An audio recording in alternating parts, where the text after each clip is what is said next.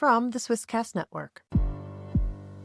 Hello, and welcome to the podcast all about becoming a health coach. I'm your host, Megan McCrory. And I'm Danna Hoffman, Megan's new co-host. The first 23 episodes of this show were recorded back in 2018 while I was attending the Institute for Integrative Nutrition. Those early episodes cover what Megan was learning during the first half of the health coach training program. And they're still a great place to start if you're brand new to the world of health coaching. New episodes are focused on building a business as a health coach and what it really takes to grow something sustainable. We share practical tools, real talk, and the behind-the-scenes stuff that helps you turn your skills into a business. You can learn more and check out additional resources at becomingahealthcoach.ch. That's becomingahealthcoach.ch. Okay, let's get into today's episode. Hey friend, Megan here. Quick note before we jump in. You are listening to our special coaching series with Joanna, and this episode is one of our coaching debriefs. That means you are going to hear Danna and me reflect on the coaching session, talk through what we noticed, why we asked what we asked, and what we would want an aspiring coach to take away from it. If you want to listen to the coaching session that we're debriefing, head over to So Frickin' Healthy. The link to the playlist is in the show notes so you can follow Joanna's journey from the beginning.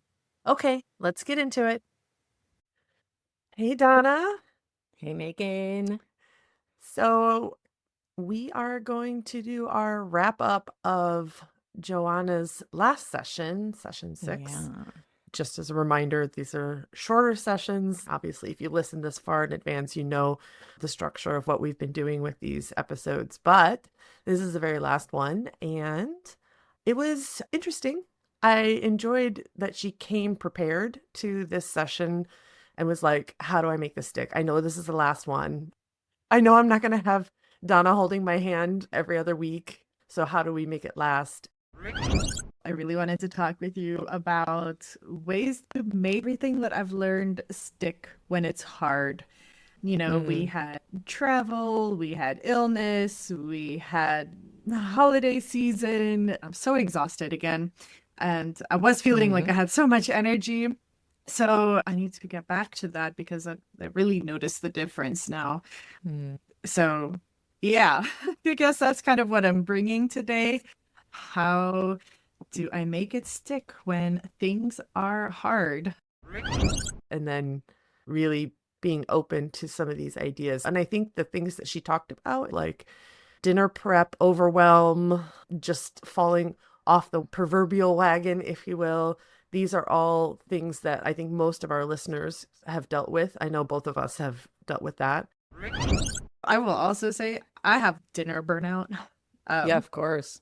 It's just kind of a lot to put together, you know, 6 meals a week. And if something is not planned, then his default is always like, well, let's just go out or order delivery because I don't want to deal with dishes and I don't want to deal with the planning and we don't have anything. And I don't like that so much. I mean, you know, it's expensive, but also you're not going to get good food necessarily. So Yeah. so I try to have enough stuff on hand so that I can just whip something up quickly and avoid that. But no, it doesn't always work. I enjoyed listening to your suggestions. And again, I really wish I could just be like, pop through the microphone and be like, get an air fryer. They're amazing. Because one of the things, I think everything that you said was like super amazing. And then the one bit of information, because we do have a microwave here. And so for those of you who haven't listened to the other episode, it was more like how to get some frozen stuff and then get it ready. Can I ask a really dumb question? Always, and it's not going to be dumb, I'm sure. How do you heat up these wraps and stuff? I mean, I don't have a microwave. So then I've like looked into things like, you know, egg bites in the muffin tin and stuff like that for easy breakfasts. But how do I make them warm? It's such a pain on the stove. And of course, a microwave is great for that. A lot of people don't like microwaves, though. They're good. They have purpose, but an air fryer in these situations is so perfect because it's so small. You don't have to heat up a whole oven. It heats up super fast. And then immediately you have something warm and tasty, especially for the kids. So Joanna, get an air fryer. Get an air fryer, Joanna. Yeah, no, I don't have an air fryer, believe it or not, still. So it just didn't come to mind because I don't I know use you don't have, it. I knew you And didn't have I one. don't, yeah. And that's the thing is that also I rely a lot on my Instant Pot, for example, but I Yeah. can't, I realized that I often would suggest these kind of things to clients, like, what about just a machine, But I realized over the time that I've been doing this that I don't know how big their kitchen is. So I've started being more reluctant about suggesting specific machines because Yeah. I love the Instant Pot. Some people go for what is it called? The one that like will do Oh, anything but clean your Thermomix. home, the Thermomix. And I can't click with the Thermomix. Like it's not Oh, my world. no. So I stepped away from kind of, because there are millions. Food processor, I think, is a must in every home to just cut your cooking in super short time. All of the little things that can help. But then I'm Hmm. like, yeah, but I can't expect them to fill up their kitchen with Yeah. the stuff that I like. Yeah. So I totally get it. And one day I'll also get an air fryer, maybe. But I think that's great. I mean, for people who are listening to this who want to become a health coach or are just interested in understanding where the coaching aspect comes from, I think that's a great way to kind of go. You have your own experiences, but Yeah. yeah, you need to kind of go with the baseline, which everybody could possibly do. And Right. I think that Oven, you did stovetop. exactly, Yeah. you did a great job with that, Thanks. with how to have the steam inside or a grill outside sometimes if people, but who knows Right. if somebody has a grill. But you're right, especially in Exactly. Europe where the kitchens are much smaller than in the Mm. US. Yeah.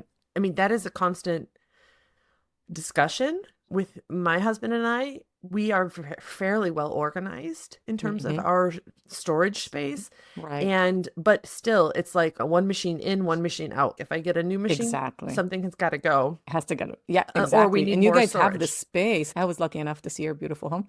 It is like Yeah. 3 times bigger than normal Swiss kitchens. Yeah. So, yeah, I always have to think about that because sometimes I talk to people and I have some clients who are just mega rich. Like they'll have plenty of money and stuff and they'll have a really nice place and still the kitchen is tiny. Yeah. You know Yeah. what I Yeah. mean? So it's not a focus that they have here in Switzerland. They don't go out to eat much, but then the kitchen is just a little like Yeah. corner in the house. Yeah. Um, but yeah, I totally get what you're Yeah. saying. I mean, I've been Well, seeing people stuff shoving things, frozen things into their air fry. Actually, when I was at your place, oh, yeah. you made wings, Oh, frozen yeah. wings, and I was I like, mean, is it really last going to be night, cooked? I'm last scared. night we did meatballs, and literally 10 minutes, the meatballs go from frozen to it feels Wow. like they've been barbecued. They're so good. They're juicy. They're a little crispy on the outside, but juicy on the inside. It is amazing what an air fryer can do, which is just a convection oven. Sure. With all, if you've ever had a convection oven, it's the same thing. And we have a convection oven, a big one. But for two of us, it does not make sense to heat that up. And that's where Yeah. I see that the energy savings and time savings come in for two people. And Mm. I also know that some air fryers are not big enough for a whole family to have like a whole meal done through the air fryer. That's But basically yeah, why I don't have one yet, yeah, because but it always looks so tiny to me. I'm like, I have 3 horses that I'm feeding here. This is yeah, never going to be but I enough. think in this situation where what she was talking about, where you just need to like prep a protein, Yeah, you yeah. could easily cook a Yeah, big that's true. protein in there. Um, and we do it for like also warming up stuff and heating up stuff. Like my husband really likes it for when he roasts vegetables in there. So he roasts Yeah. potatoes, like especially serving size. If he's by himself, he loves just roasting potatoes in the air Sure. fryer. And he has his own little process with all his herbs and whatever, and he puts it in there and he absolutely loves it because it does give it that crispiness. But Yeah. in We general, should get paid we should get a sponsorship by. well, but the other thing I wanted to mention, because I think that she said she tried meal prepping, it didn't work. I've tried food prepping before and doing the whole thing and like meal planning. And I think I just kind of went a little bit overboard because people were complaining and I don't want this and I don't want that. And wasn't getting any input into what people did want or nor any help with the shopping and the prepping. And I just got resentful. What I've learned, I love watching meal prepping videos, by the way. What I've learned is a lot of times the beginning of the meal prep movement happened where we're prepping a whole casserole, we're prepping a whole meal where we're going to take it out and put it in the oven or whatever. And that's the meal. And I think that there is the other meal prepping, which is ingredient prepping, right? Exactly. So that's what you were getting into. But I think to go a step further than that really would be, okay, chop 4 onions and put it into a Ziploc bag in the Exactly. refrigerator. So it's, or Exactly. even in the freezer, because these things can come out, you grab what you need and you don't even have to chop. And I think that that is definitely something where you can just prep ingredients and then you literally just throw them in the pan. And it, again, Right. one less step, exactly what you were talking about. Just take an hour on the weekend and chop shit up and put it into a bag and ready for you to go. And yeah, Yeah, 100%. so that would I mean, the also, only thing that we need to think about when we do that is that they will not react. I mean, like they'll collect water. So if you want the char, if you want to kind of get some color on it, most likely it won't happen with most of the vegetables. what do you mean? Or it will be because like a lot, so when you freeze veggies. No, I'm talking about just putting them in the fridge. Most of the time Oh, fridge. yeah, Yeah, no, yeah, no, yeah. no. Yeah, But yeah. I'm talking like literally just pull out 5 Prepping boxes your of different veggies. Yeah, vegetables for that are sure. already chopped up and for a stir fry with, some fried rice, Yeah. or Yeah, or sometimes whatever. even washed or peeled or something. Yeah, you're totally right. Anything. Carrots, celery, those are things you can even put it in a water container Oh, yeah. and they will keep much longer Yeah. even. So yeah, you're totally right. There's a whole other world to even Yeah. prepping stuff in the fridge. And you can get even granular. You'd be like, what's the one vegetable you love to have but hate to prep? Right. Just Yeah. prep that one vegetable, Right. right? And that will already give me. Yeah, you're totally right. I think that the world of pre-prep is endless. I think it's just her having to find Right. her groove and her way Right. of actually whatever works for her. Because again, like I tried meal prep also years and years ago, Mm-hmm. and it just doesn't work for me. It No. doesn't work for my family. But Yeah. if I prep the protein, or if I know that I have, like, I need to know that I have at least one part Mm-hmm. of the meal. And that already takes a lot of stress off of me because I'm like, oh, great, there's rice in the fridge from yesterday. Right. So all I need to do is pull out this, or all I need to do is Right. add that. Right. Right. So any little thinking ahead, I think, is helpful. Yeah. It's just, how do I do it without overwhelming myself? How do I do it in a way that actually Yeah. works for me? And that's for every person to discover on their own. But Yeah. yeah, we can text her and be like, and by the way, Megan has some suggestions too. So to wrap this up, the 3 months, which is actually a little bit longer because we had some skip sessions, which we always plan It's for. always, We yeah. always have some joker or extra sessions planned for the eventualities of sickness, etc. So after the 6 sessions, what are your impressions about Joanna and from the beginning to the end, like her journey? What can you summarize about that, or what were some things that you found interesting or that you want to highlight? I love that we have it recorded because she went through all the motions. She went through everything within the 3 months. And I have to say, it's super accurate to every single client almost that I had, which is that 3 month mark, somewhere between 3 to 5 month mark, there's always this like, oh crap, I did so well. And then Yeah. fill in the blank. Yeah. Birthday, vacation, holidays, illness. And now I feel like I'm back to square one. It's been a rough, I guess, month since we last talked. Yeah, and so I just kind of feel like I fell completely off the wagon. We had travel, we had illness, we had holiday season. Now, of course, it's the beginning of December. I feel like all of that stuff is coming even more intensively over the next month.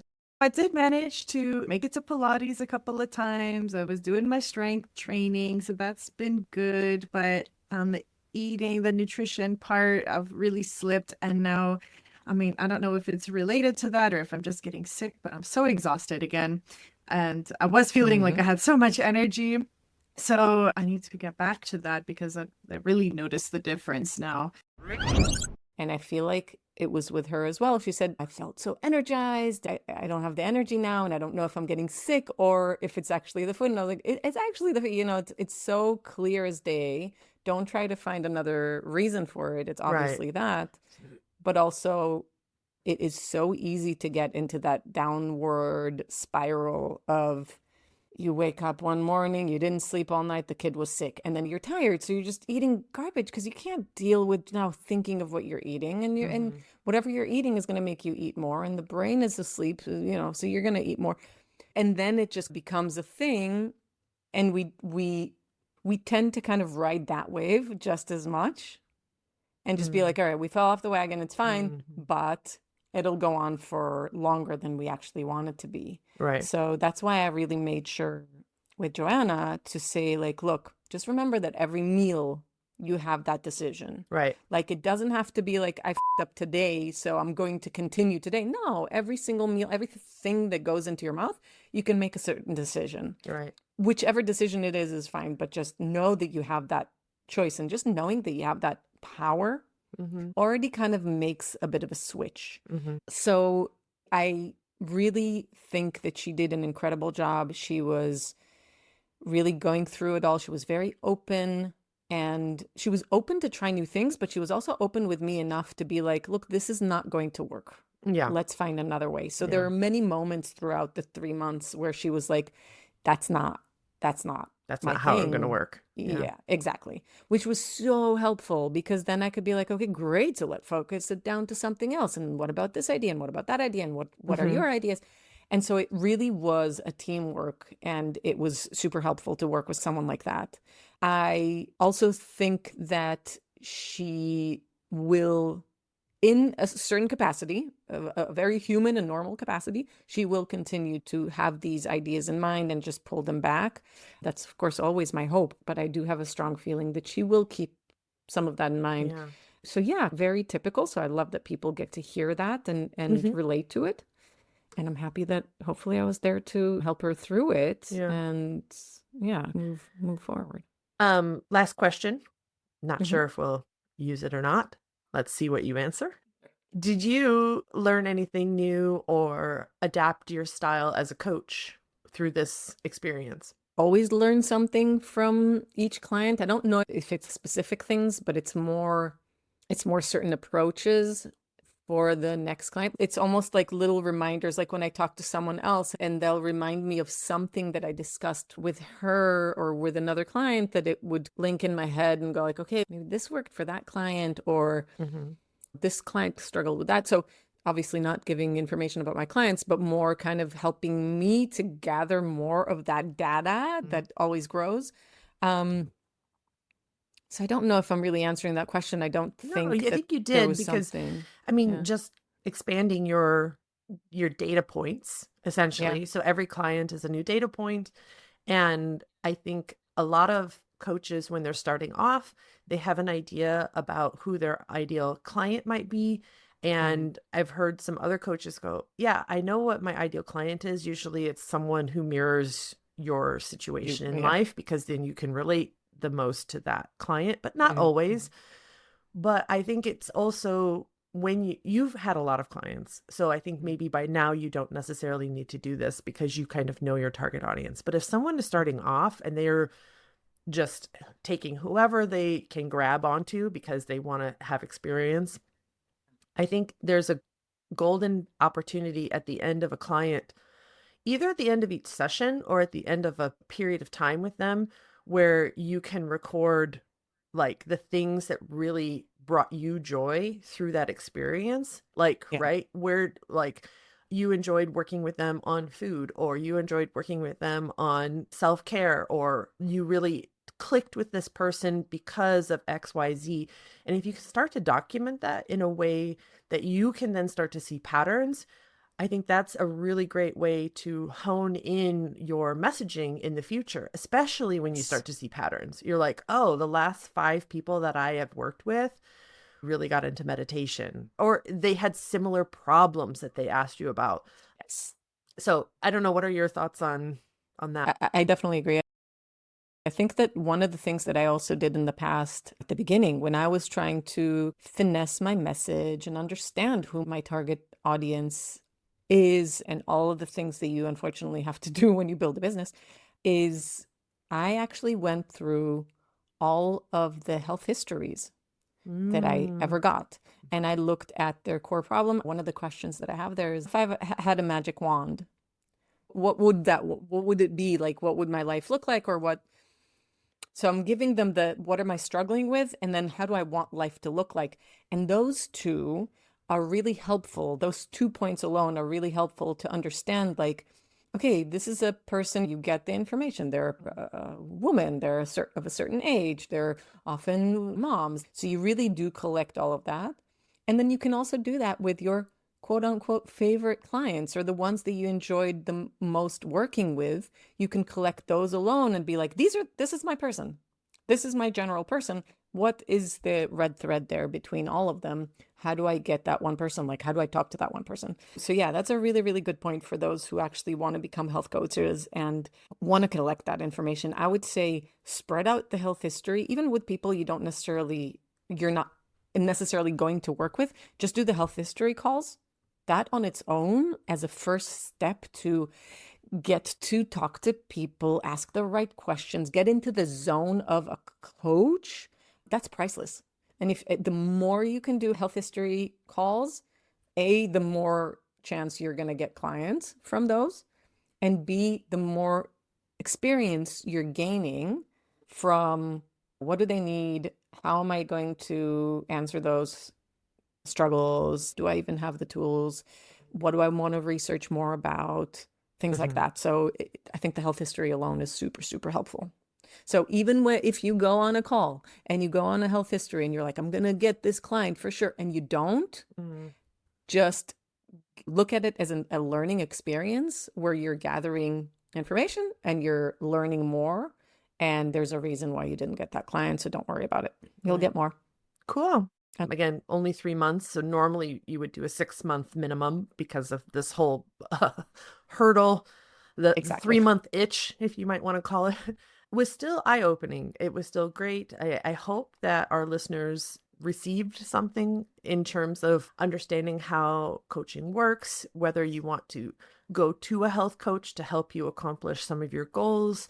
In general, I think we always agree everybody should have a therapist, a general practitioner, and a health coach. I think these are the three things that everybody should have in their health arsenal, your team.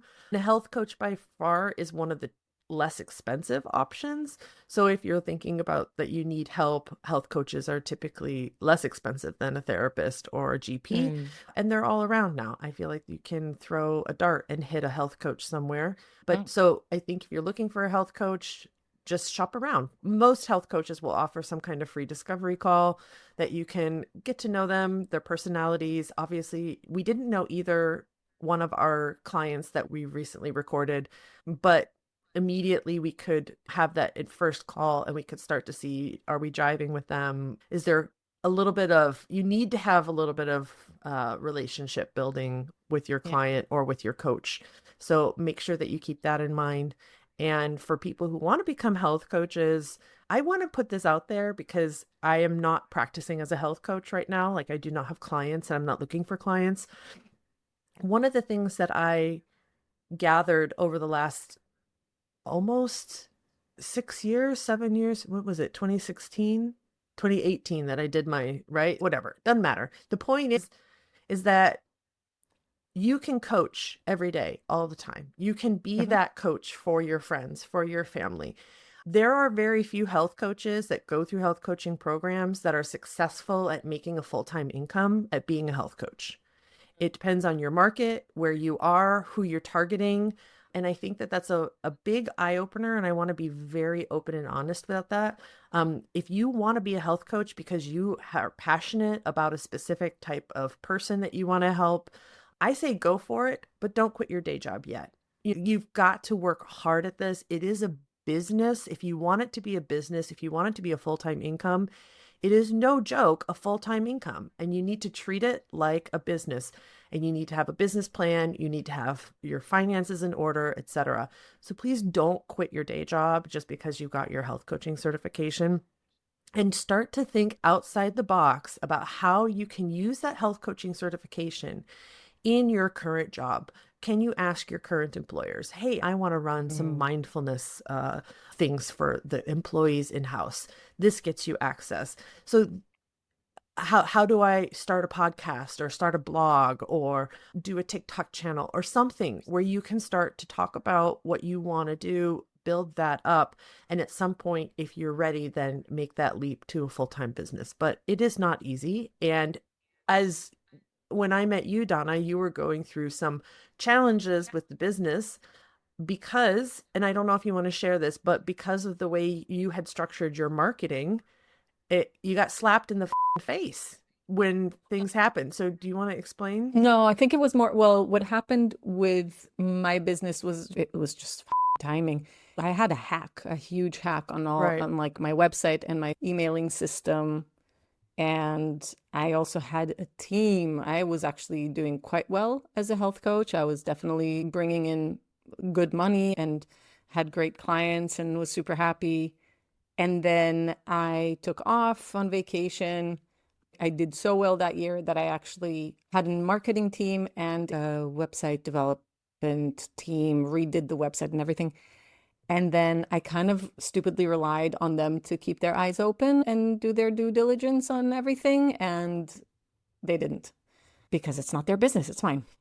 So they missed out on a lot of warning signs. And then my website was just out for quite a while before we realized it and all the things. So, and then things started with my son. So it was just like this like avalanche of shit coming at me. I always struggled with marketing.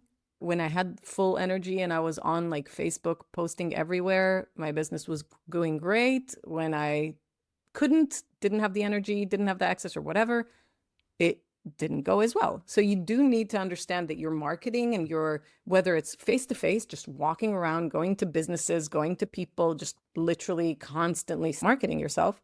If you don't do that, people don't know that you exist. And nowadays there's so much noise that it's even easier to kind of drown between everyone else. All that to say that I think it is doable, but it takes a lot of energy. It definitely helps when you have some sort of budget, but like it takes a lot of energy, it takes a lot of time, it takes a lot of strategy. And unfortunately, nowadays, these strategies change within 5 minutes.